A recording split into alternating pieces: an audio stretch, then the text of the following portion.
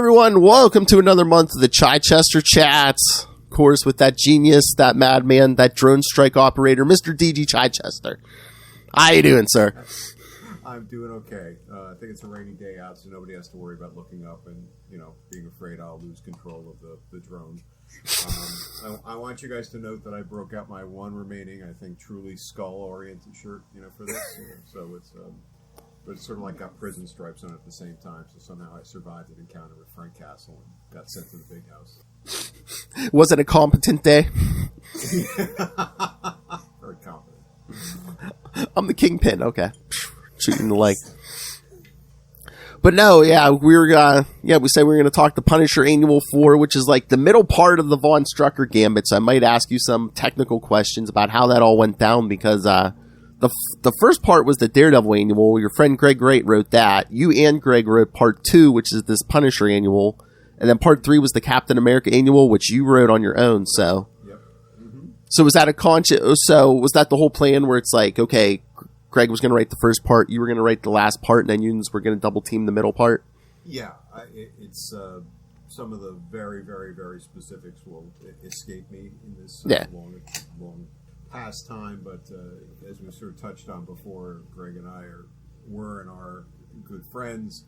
We had the same interests. We like playing with the same characters. We sort of had the same agendas around things like Von Strucker and trying to elevate him and Hydra and such. So this was a good opportunity to go in with a story that would be sort of structured out, which would be fun for us, but also that type of thing is a boon to editors, right? They don't have to figure out how to cross over and do all these different sort of things in this way. You've kind of given them a package, especially with an annual, right? Where they've got to fill the pages of suddenly this extra book on top of everything else. And so by going in and saying, we're not going to take care of one annual problem for you, we're going to take care of 3. And of course then seize business from somebody else. But we were callous in those days, so we would avoid it. Well, then not your circus, not your monkeys. I love that expression. It's one of my favorites. Well, again, the 90s, they seem to love to do that every year. It's just like package as many of those annuals as they could into one event. So. Right, but it wouldn't, I think, always be one team, that would kind of carry it. Yeah, I know. And even though it was separate writers in its own way, it was as much of a team play as anything. Well, they used to do those ones where it crossed over to every annual. So, I mean, you couldn't do one team for all those. But, yeah, I mean, these ones where you do like 3, 4, 5 annuals, you could. Possible. And you could always tell the ones when they would do those baton passes, I thought, where the writer especially probably just hated having to deal with something like that. You got that sense of like, I don't want to tell this story, but so they'll do like this super quick nod to whatever the big incident and move on from there. A hide is a choice. It used to be in that way. Yeah, it used to be. You had to do it. If they said you have to do a nod to 3 pages and done. Exactly, and then you kind of move on from there. But sometimes you could really embrace it and run with it and make it its own thing. And was it a conscious decision? I mean, Nick Fury was in all these issues. I mean, why didn't Nick Fury get an annual, or did you not want to let that madman who's writing Nick Fury at the time in on this? Every book wouldn't get an annual. Every character wouldn't get an annual. Yeah. That wasn't a creative team choice or even necessarily somewhat of an editorial choice. I'm sure if you had the title and then you wanted to kind of go in and say, hey, we want an annual this year, publishing, would look at it and say, okay, we can afford this. This makes sense. Because remember, these are tracked against what's popular. Yeah. So, and kind of the overage. Now, of course, it's super saturation with especially characters like Batman, where you can't. We went in on a free comic book day, and my wife went with me, and she was like, "There's so many Batman books. There's so many Batman books." That's bad when a civilian can notice that. Exactly. So you had to have characters that definitely could absorb the overage. This week's new Batman books, yes. That's right. That was like half my stack this week, yeah. So I think you had to have the popularity of a character. Punisher, obviously, huge in the 90s. Okay, and definitely had the favor of Mark Grunwald, who loved the character, and rightly so, and did great work on it. So that had its additional kind of boost, and Cap is a mainstay, right? Cap's one of the ones. So to have that extra boost, Fury, mainstay, nowadays probably would get it, but at that point didn't support its own age. I just didn't know, like since you were the writer on Nick Fury, if you could have just went in and would they have let you say, hey, let me do a Nick Fury annual, it'll be good, maybe draw some attention to the monthly series, and hey, you have the Punisher, Daredevil, and Captain America to try to, lift up the sales on that annual? Probably not as an annual, because annuals were looked at, I think, as an additional publishing boost. From an editorial point of view, they were sometimes more work, but they could also be, the boon would be that you get to test out other people on the character. From a creative point of view, they were a way to play with a character that you might not normally have the chance to play with, right? Maybe you'd never have a chance at a full-on Punisher book, but you could pitch a Punisher annual story and try to get in there. So I think I would probably have had more success going in and saying, I've got another Fury idea that isn't that shouldn't be contained within the pages. Let's do a Nick Fury one-shot or a Nick Fury miniseries, in addition. But then that's also going to balance out against, costs and sales and everybody else then doing the thing they do in their little star chamber where they sit around and say, well, this will never sell, or it's X-Men, greenlight it, so I look like I'm a genius. No, it's not that simple. I mean, there's truth in between those two extremes. But you also get ridiculous. Infamously, at least for me, there was a Wolverine Havoc crossover? Do I have the characters right? I think so. That came out through Epic Comics. The Meltdown thing? Yeah, Meltdown. Jane Youth, Kent Williams. And there were people in sales who infamously said, this would have sold so much better with real artists on it. And or regular artists, I should say. In other words, that the painterly style of those two, which made it so distinctive, was somehow a detriment to it, and it would have sold better as a crossover if it had more traditional comic book art. And maybe it would have, but on the other hand, maybe it wouldn't have stood out at all. So, long way around, Phil. Sorry. No, that's all right. No, I would have been better off pitching, a Fury one-shot miniseries rather than an annual. Meltdown was what, late 80s, early 90s? That was them probably saying there weren't enough boobs in it. You need more boobs. It's an X-Men book. Somebody throw Emma Frost in there, please.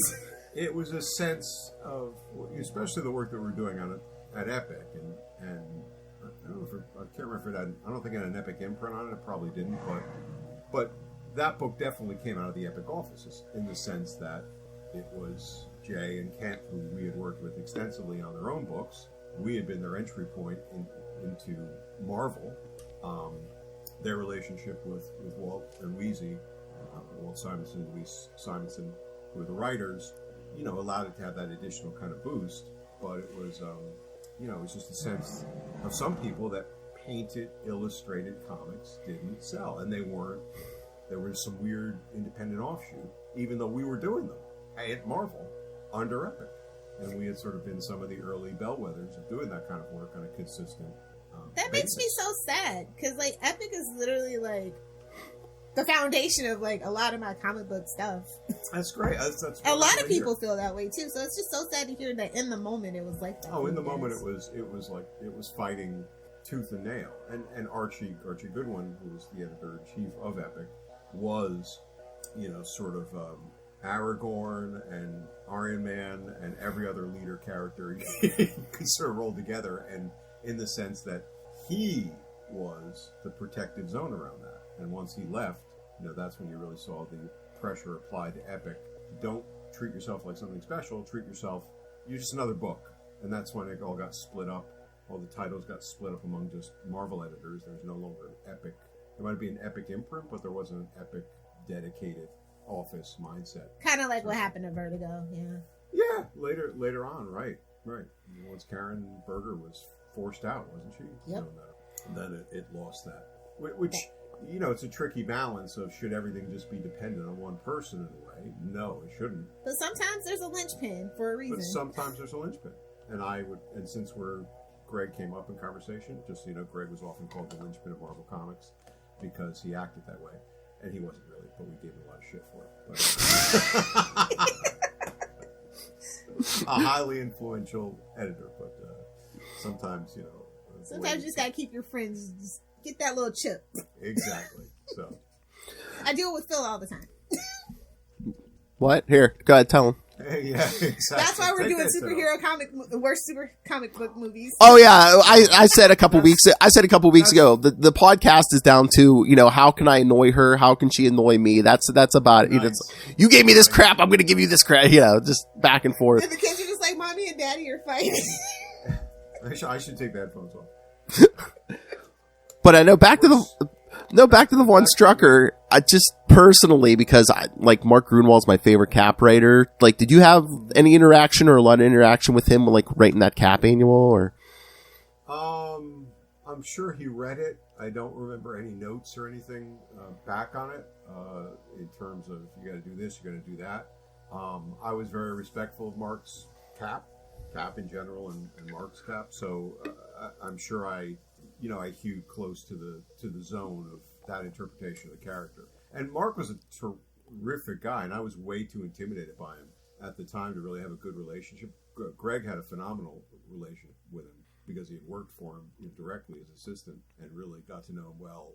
But I was very intimidated by Mark because he could be really totally zany and crazy and was really the heart and soul of a certain era of Marvel fun. But he could also be very reserved and quiet, which I took to be sort of standoffish, incorrectly on my part. But the one sit down I had with Mark earlier in my career, I wrote a really short story for Solo Avengers with Margaret Clark. He spent so much time with us on this 8-page story of feedback and here's what you need to do to make it better. It was incredible. You think about it. This guy was here and he's taking all this time for an 8-page story that's just going to be, that may never have run, right? It could have just been inventory. And so I know that was certainly also in the back of my head, even though he didn't have a direct sit down. It was, this guy really cares about this character. He's carried the mantle on it. I've really got to do a good job. Oh, I know. He was one of those. Yeah, he did 10 years on Captain America. Oh yeah, incredible. I think he was the editor before that. So I mean, yeah, he was involved with that book for a long time. I love the character. Yep. Yeah, I think I've heard that he was one of those. He was another Mark Waid where he had like an encyclopedic knowledge of like all these comics and stuff. You know. Oh yeah, I mean, Mark started, if not started, was certainly the driving force behind the handbook to the Marvel Universe, especially the first version, which if you've ever, hopefully you've seen it, the first version is encyclopedia. Oh yeah, it's not. The second version was more character sheets and a couple of details, but the first version had entire stories and how the technology worked and diagrams. It shaped our friend Charlie Esters' whole childhood. Yeah, and you had hardcore nerds and geeks behind the scenes who were so deeply invested in figuring that shit out. It was amazing. Always behind the 8 ball in terms of schedule because there was so much that had to go into it in terms of research and putting it together, and it was so right. It was totally comprehensive. Oh yeah. Right? So you're always chasing hundreds of characters, and as those characters, and then you're chasing with the appendixes new characters being created while you're doing it. So they don't make annuals like this anymore, though. Like I don't know. Maybe they're afraid to. I don't know. They maybe our attention span's too short. I mean, they do, but not like this. Like it's always like for instance, like a Shadow War or something like that, or King in Black. Like it's not a quiet, subtle kind of thing anymore. Well, that's it. I mean, it's more manufactured, and I don't mean that as a bad word necessarily, but they're thinking about the bigger events. These annuals are kind of coming out of the newsstand. Yeah, it felt more organic. But well, yes, they're organic, but they're also just coming out of it's a newsstand sale mentality of put something else on the newsstand, it will sell because it's there for the week or the couple of weeks of getting your and we just need to fill another sales slot with something semi-popular that's not really going to screw up the regular continuity in the book too much, right? Because the annual doesn't necessarily, overlap. Sometimes it overlaps with the book itself, but not always, not usually. So it's just like kind of it's extra, special value add, boost. Yes. And it's got, it's got some good stuff. It's got some when I was rereading it, it's like it's crazy just how much the pages just kind of run into each other in a lot of ways. They don't, especially then they've got ads for other things in there. And am I looking at an ad page? Am I looking at a comic page, comic story page? That's very organic. So I mean, you could tell you and Greg put thought this out, put the tender loving care on it and everything. So did you go to them and be like, okay, we want the Daredevil annual, the Punisher annual, and the Captain America annual? Yeah, I think we knew there were openings on the annuals. The annuals would open, and the annuals were great extra assignments. Yeah. Remember, it's a business too. You're having a time of our lives and enjoying it and trying to be creative, but you're also gaming for, I'd like another couple of dollars in my pocket. Yeah. And so you had a regular book, or maybe you were lucky and had a few regular books, but the annuals, what was this, 8, 10, 12 pages, something like that? All right, I can quote-unquote knock that off in a certain amount of time, and it's a nice extra couple hundred, maybe depending on the length, a couple $1,000 or something like that, depending on what you're doing. So if I could go in, which Greg and I 95% certain we did, somebody didn't come to us independently, and then we got together and said, oh, I'm running the Cap one, and I'm running the Daredevil one. And I think we just went in and said, hey, the annuals are opening up. Why don't we just pitch the offices that we've got one big story, and we can grab all three, and then, we'll split the middle, and you can see within there, I can see, okay, that's Greg's in joke, that's my line. But threading out the whole story and playing up Strucker again, Von Strucker, was certainly on the agenda for us. See, he was setting up that Nick Fury book, I'm telling you.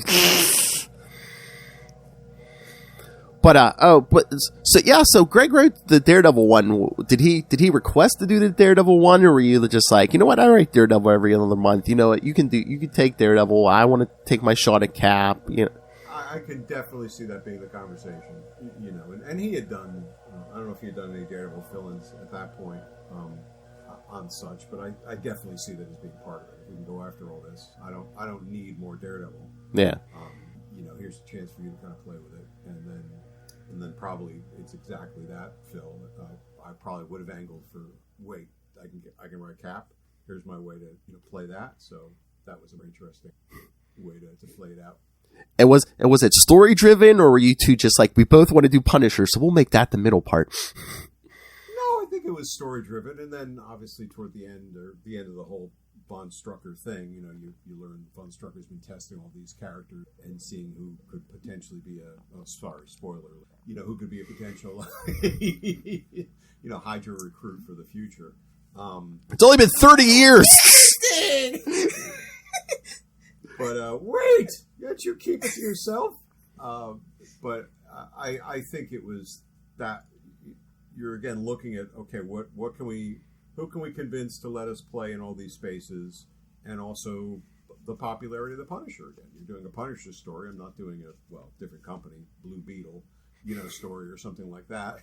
Even though he's getting a movie now. But so here's a way to play it up and get everybody on the cover together, and you get to play with a very, very popular character. Although obviously now, especially in all other instances, I look back at what we do with the Punisher and say, oh, those were good things, and then those are awful, just gun worship things. So America. Yeah, I always looked at him as a very interesting, complex, complicated character. I would look to what Chuck Dixon and Mike Barron, were doing with the character, and want to kind of get more under the hood. And then certainly, I think my big swipe at the character was when I did the crossover with Cap. But that was the most interesting thing to me. Not that, oh, look, he's going to go in and, slaughter a bunch of characters. But at the same time, I was ordering books from, there was a publisher, I think they were called Paladin Press, and they would advertise in the back of not necessarily regular comics, but certainly things like Eerie and stuff. And they just sold crazy sets of books, like underground things, like breakdowns of weapon systems, How to Kill, volumes 1 the 7. Chichester Files. That's how they pretty came. much. Yeah. So, I mean, and I would order these things. I'd be like, oh, this is great techniques for the Punisher. But it's nice. You try to add like detail to it, but also at the same time checking yourself and saying this is becoming indulgence. This is adding to the story. Have you seen what Marvel's doing with him right now? Some weird thing where they had him join the Hand or something. Yeah, they he changed his his thing to some, I don't know what it's supposed to be, a Japanese demon or something like that. It looks like from a distance. I think he's under their spell, but they resurrected his dead wife, so. Oh. The children. I said, I can't wait to see that go so wrong when he starts killing them all. They have to call Elektra, obviously. Yeah, that'd be cool. And they're gonna, and then he'll take whatever that symbol is and he'll slash it, and it'll be back to the skull. We hope at again. least. We hope they don't let the bad guys win with that symbol. No, I mean it's Cap Hydra all over again, except not as severe and in exactly the same way. Unfortunately, that's the problem with people who interpret these characters at their worst, right? And I think that's where Marvel's reacting in a not quite clear way. The clear way would just be doing a press release or a statement or even a comic that addressed the overt aspects of what people are trying to interpret, with the character, as opposed to saying, well, he has all these layers. There's Nazis who adopt Cap, right? Our real world Nazis, our real world, people who are adopting Cap. You've got figures of authority, police organizations, God help us, putting the Punisher symbol on their uniforms, and that's sort of just looking at this aspect of the character, one single aspect of the character, which done wrong, that's all the character is.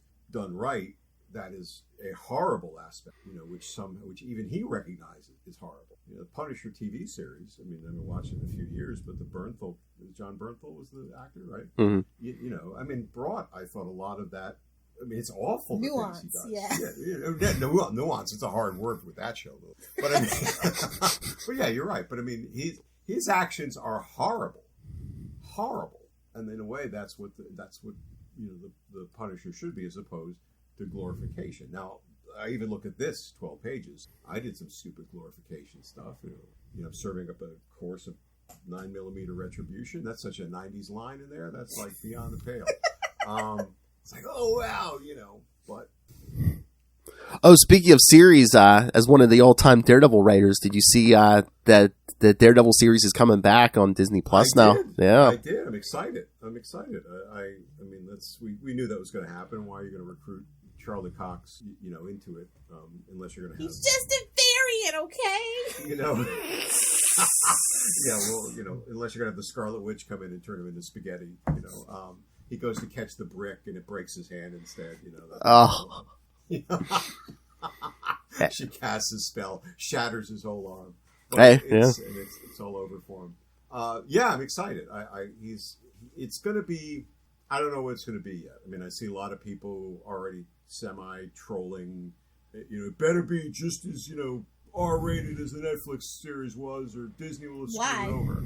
Oh, exactly. Daredevil can be as any character can be most of the time. If it's a good character, you can interpret it in many different ways. I don't know what that world's going to be though yet.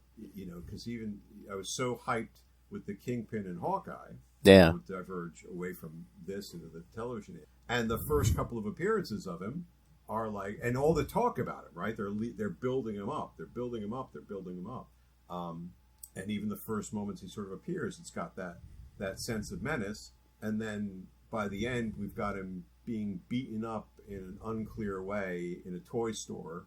So who is he? And why is he doing the Hawaiian shirt thing? And why is he so powerful but not totally powerful? So I don't know what that world's going to be yet. Like that. What is I don't think they do either, honestly. Maybe they don't either. They got to do some more market research before they can decide. I guess. It's a different Kingpin. It's not the same.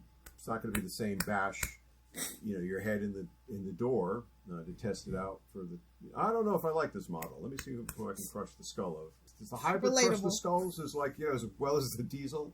But I'm excited to see what they do with it, because I think there's so many ways they can interpret it. They could have a much more energetic, Daredevil. We could actually see Daredevil swinging across the city without being Spider-Man. We could get a lot more dramatic water tower type visuals. We could really open up other aspects, for the character beyond the intensity of the Netflix one, and still be great. Look, we're talking to a man right now. He wrote Daredevil for how many years? You could do Daredevil that's not rated R and still compelling, right?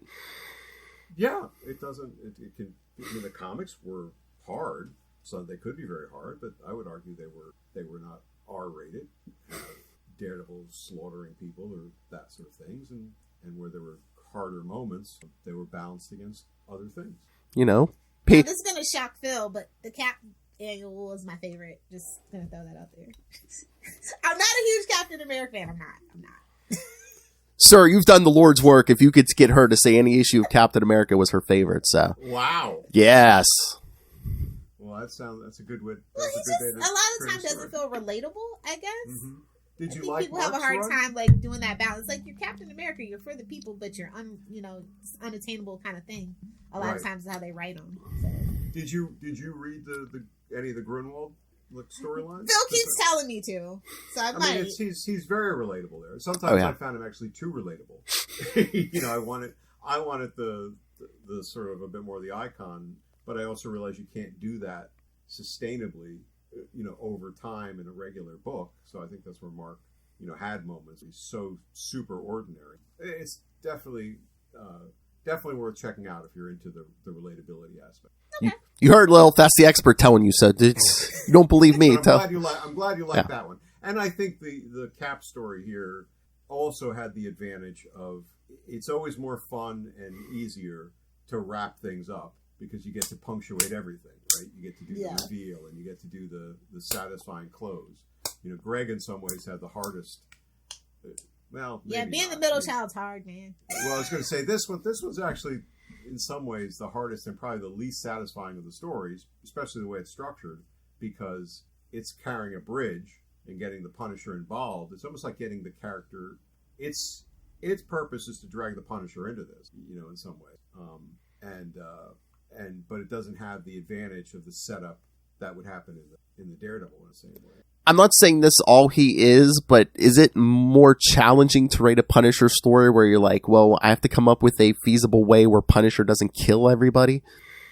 Without mercy bullets, preferably? Yeah. Yeah, I think, it's a complex character for a writer or creative team who wants to go beyond the pale of the bullets flying and the bodies stacking up, and this is such a horrible week to be talking about this. But I guess America will have another horrible week. Yeah.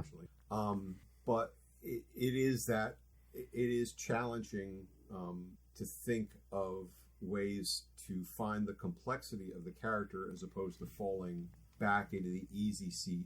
Just have him shoot everybody, and it would be fun, right? Yeah. It'll be fun. They'll have a bigger gun. There'll be bigger explosions. There'll be a bigger visual. But it's that's lazy creativity. And again, nowadays it's also, what are you doing? I would not say that was in anybody's head back when we were doing the character. Then I'd be lying. We would probably just have fun with it, and saying, "Oh look," it'd be it because we were reflecting everything else. Well, it's 1991 too. I mean, I'm sure. Was there any hot off that hot selling Punisher video? Punisher video game, it's got like 3 books going on. Look how big Rambo's gun is. Well, our gun will be bigger. Whatever is going on in the culture. But the complexity of the character as a soldier and things like that certain writers could reflect because they had more time with it. Dixon again, Barron, to me, always stand out. Stephen Grant, maybe most especially. I think his work with Grell really was the first time I at least looked at it and said, "Wait a minute, that's something else." Kind of going on. It wasn't Mike Grell. Who did he work with? Stephen Grant worked with. I'm blanking it, but his work, initially was some of the more thoughtful, considerate, but still exciting Punisher work. I'm always interested in like the different takes people have on the Punisher. Especially back then, if you could do a different take, in the 90s, that's. I would have just always assumed that they just wanted that fun, and he shoots people for 15 pages kind of thing. Like that's kind of like the brand that I think is Punisher's best known for at that particular time. I think that's what they wanted in the 90s. Some pushback if you wanted to do something different. Not necessarily pushback, so long as you had the firing line stuff as well. So if you could guarantee, if you came in and you had a Punisher. Well, it would have been proto-Sopranos, I guess, right? If your whole thing was the Punisher goes to see his therapist, and you played, which would have been, think about that. That would have been awesome, right? I'm surprised somebody pitched that at some point, at the height of the Sopranos, or maybe they did. But as long as you said there's going to be a payoff at some point, a big Punisher action, you could do whatever you wanted in between because you were delivering on the big thing. I mean, I'll again pat myself on the back, the Blood and Glory Punisher Captain America crossover that I did with Margaret Clark and Klaus Janson. All the back dialogue and all this stuff is like this challenges of these ruined soldiers. It's him especially, and what they've gone through, and how the Vietnam soldier compares against the World War II soldier, and things like that. I was pretty pleased with that at that time, and I think it still probably holds up. But nobody asked us to do all that stuff. Nobody asked us to do these things questioning American morality or weapons deals or those types of things. We could have just had a mob war, but that doesn't feel like it advances the character, and it doesn't get you to a new place, and it doesn't open up new doors, and you're not as charged up. But it's so easy with the Punisher to do the status It's so quo. Easy, absolutely. And nobody would even bat an eye. Just okay. Yeah. But I do like when people do push those boundaries and do something new, because it's like, yeah, he is a soldier. He is messed up, and as we find out in this more current model, he's been messed up since he was a kid. So it wasn't the wife and kids dying that messed him up. Well, who knows? Yeah, I guess that could be played really well, like in the Hulk, right? And opening up all these doors to what happened to him as a child. That could also just become please, could be adding in a bunch of stuff. 18 months from now, we could find out that the Punisher is actually the personification of the great cosmic god of vengeance. It can he's a cousin to the Ghost Rider energy or something like that. I don't know. Is that always the danger of characters who've been around decades, and if you don't reboot, it's just, people always want to put their brand on it. It's like, oh no, he became the Punisher and, crazy at 21 when his family was killed. No. I have a story where he was like this since he's been 15, and people just want to keep adding to the origin. He killed the family dog when he was 3. Yeah, exactly. Right. Or we find out that he's actually the Highlander type character, and he's actually survived. He's the same Punisher for the last 27 reincarnated. Ah, or just he just moves on. Like suck it, Moon Knight. So he could get rid of the family, move on to a new family. That would be awesome. That would be really messed up. Him and Moon Knight just reincarnating over the century. Exactly. Hippo shows up at this time, and oh my God, he's giving them ideas. He was. I better see a Chichester credit. You don't remember your former life as Genghis Khan. Exactly. Oh God. Sorry, what your question was about? Just just everyone after decades, people just want to put their own stamp on like the origin, or because you come into it and you feel like you want to do your thing, rightly or wrongly. I think you go in with an agenda, and then as you get into the actual doing of it, that's where the metal, meets the road, as it were, and you have to see if what you want to do plays out. How does the character get in your head and make you want to do different things? Hopefully, that's it starts to lead you along the way. So I think anybody coming in, some people would come in and it would just be the glorification of the gun cult, Lilith, right? I mean, at that point, it's like, and that was fun at the time. I'm not going to lie to you guys in the sense. It was like, it felt like fun. Great. The big movies with big guns.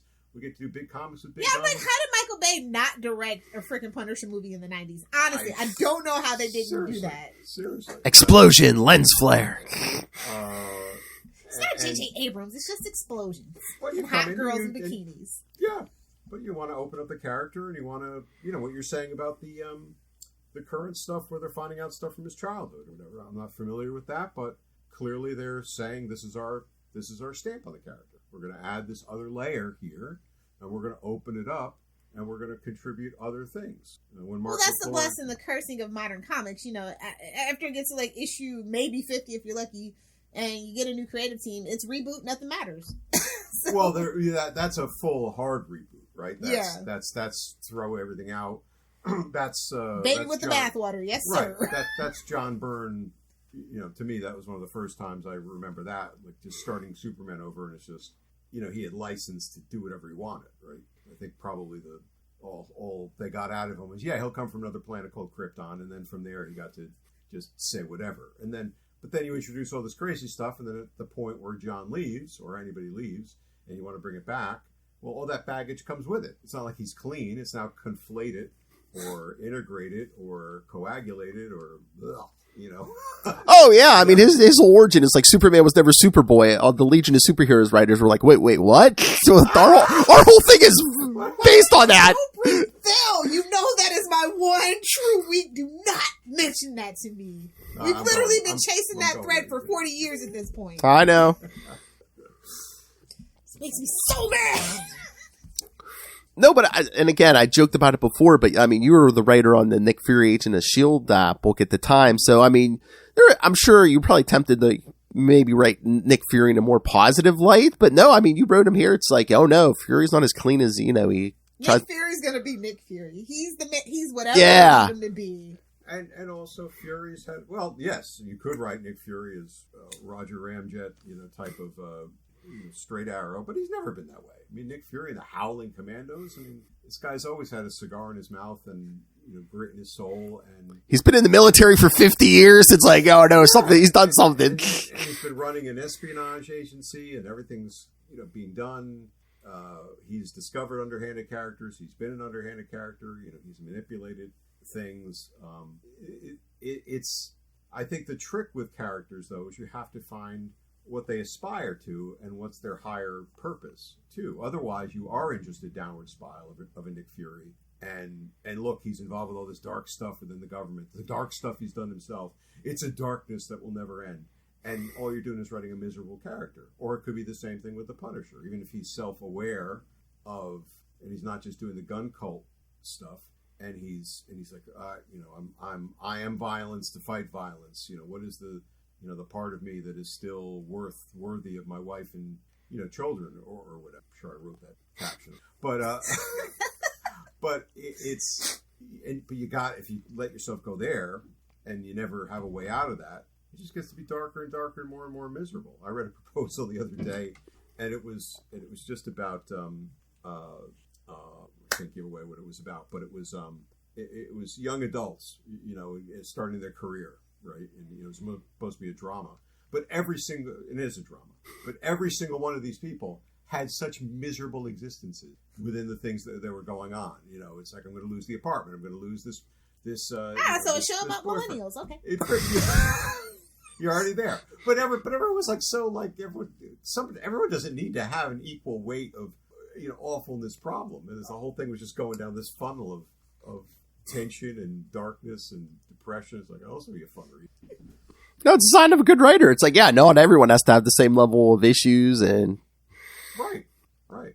And also, what's the inherent tension of if every character is the same thing, yeah. Right. And where does the Punisher as a character sometimes balance out certain things? Lethal Force is I guess his ultimate promise, to everybody. And it'd be easy to just say he goes and wipes the floor of everybody every single time, but then you miss out on, well, sometimes he wants to maybe leverage a source, for longer term use against his enemies and such. Did Grant or Barron do it might have been Dixon. It was one of those guys. They all did such good work. It's that great scene with the burning the guy, torturing him. You ever see that one? I can't remember what issue it was in, but he's burning the flesh of this guy, with hot tongs, and torturing him to get the information. The guy can smell smell his skin sizzling and feel the burn. And he's screaming and, gives up the information. And then you pull back from the scene and you see the guy's tied to a chair and you see behind him the Punisher's, has a grill going with some meat. Oh, I think I remember that. He's using like this frozen, stick to act like it's this hot prong, and doing the psyops on this guy because he wants to cultivate him as long-term source. So in that instance, it was not the easy choice of, yes, I'm torturing this guy and I will do whatever it takes. There's a bit of cleverness and humor. That is clever. I mean, that's a Punisher I can get behind. Yeah, psychological torture. Yeah, give him Lilith ideas. Right. Well, later on, when he becomes against other forces, he'll pull out the. Oh yeah. 50 guns, and away he goes. So is this story the best of both worlds? He gets to be in a crossover with Daredevil and Captain America, but when he shows up, there's none of them around to say, "No, don't be killing people, Frank. Don't be killing people." Yeah. And you know, you had I didn't do the page count on this, but it isn't a full 22 pages. What is it? It's like, you know, I'm going to say again, it's 12, 15 pages or something. So if you don't have to be complicated by that, don't be. You know, other characters showing up.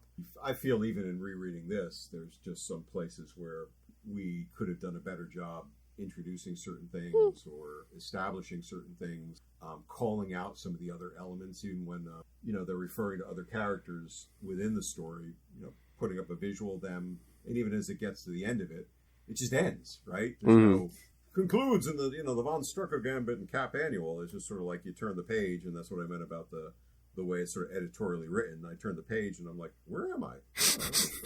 You know, but it's fun. I mean, it was the nature of those annuals at the time, though, too. It's like you only got a certain page count, and again, Daredevil's only going to show up in his portion, so you kind of have to end the Daredevil section within those pages. You know, the only thing going forward is like Fury and Von Strucker, even Von Strucker's agents. You get a new one each issue, so it's right. You kind of have to cut it short. You're also playing to the fan, or you're trying to play to the fan base of the annual itself, right? The person who's going to pick up the Daredevil Annual is not necessarily a Punisher fan, and a Cap Annual is not necessarily a Daredevil fan. They might be, and they probably are to some extent. They're not unhappy to see those characters. But if I pick up a Daredevil Annual, I want to read a Daredevil story. Right? Yeah. So you don't want to like suddenly bag it down with like, no, Frank, think about it. Let me pat you on the shoulder, punch you in the jaw, tell you not to pick up that weapon. And I'm not saying it's not possible, but I think you had the hardest task. It's like, because Cap fans may not necessarily be Punisher fans and vice versa. It's exactly what that's exactly what I'm getting at. You know? I think that was the hardest sell. Yeah, that's what I'm saying. I think you had the hardest job. Any other questions, Lilith Hellfire? No, just a nice pat on the back for DJ. Another good job. Thank you, guys. Yeah, that's fun. And sorry that I couldn't invest enough time that's the other issues and talk about the whole Von Strucker Gambit arc.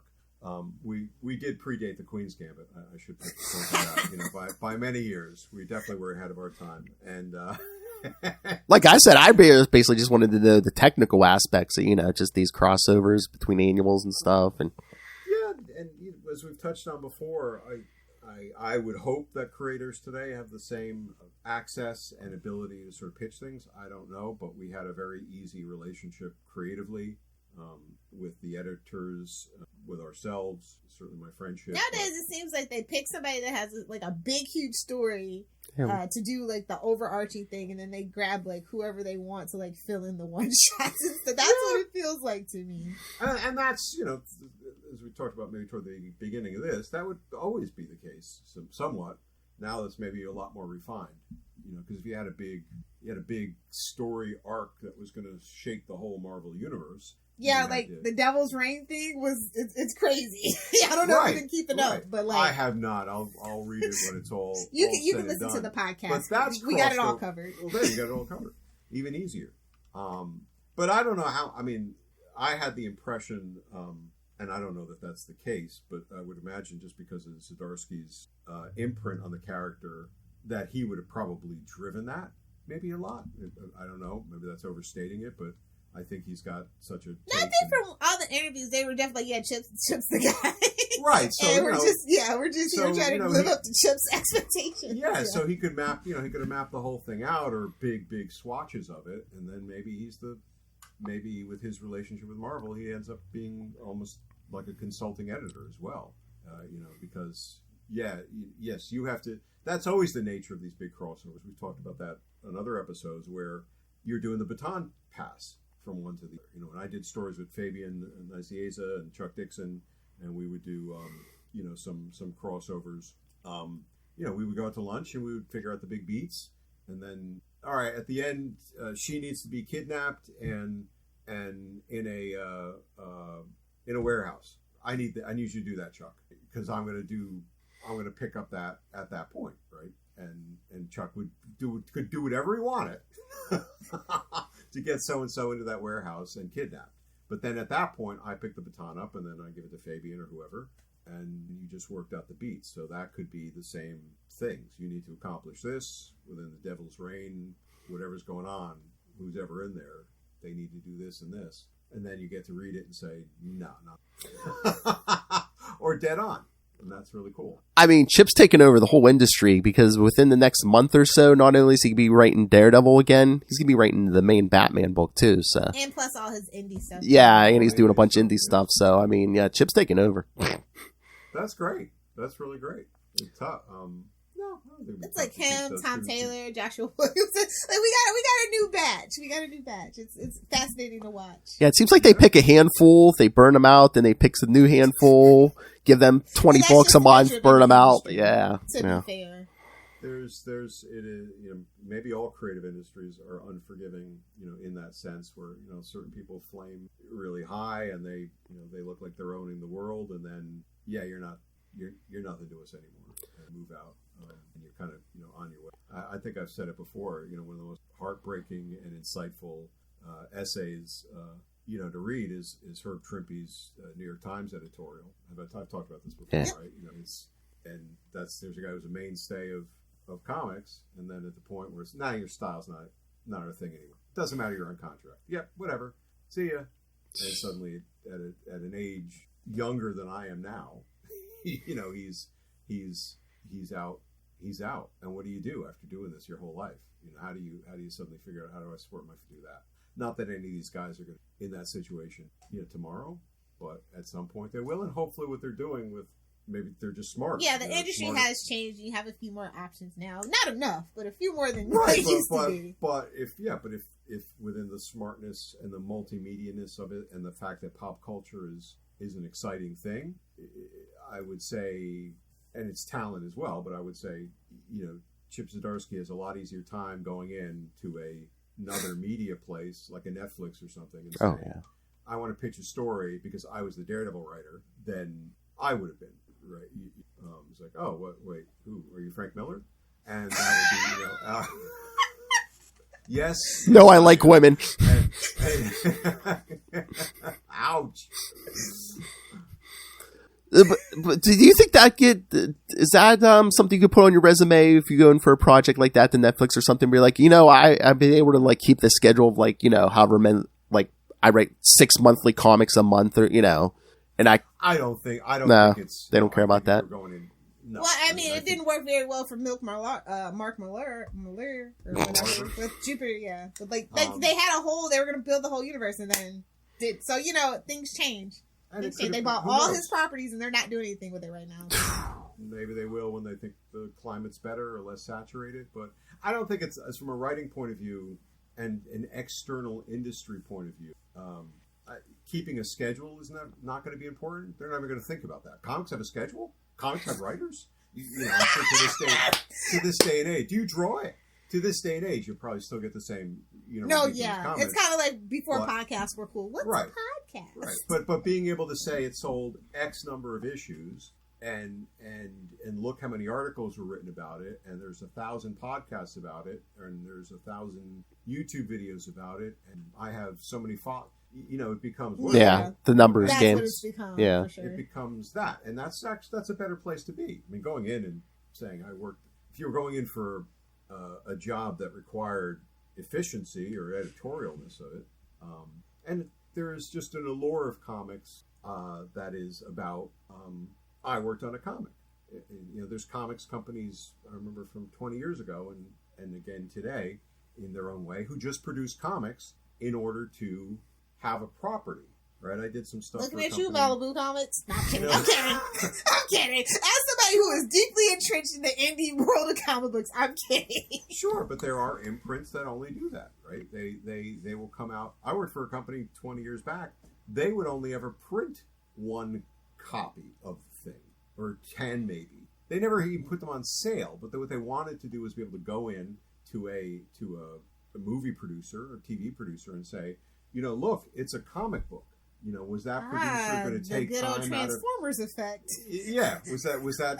Yes, was that producer going to take time and send his assistant out? I want you to go to Atlantic Street Comics and find out if this guy's for real. If he brought in a comic book, that said issue whatever, $5.95 or something. It's a comic book. Look, I can leaf through it.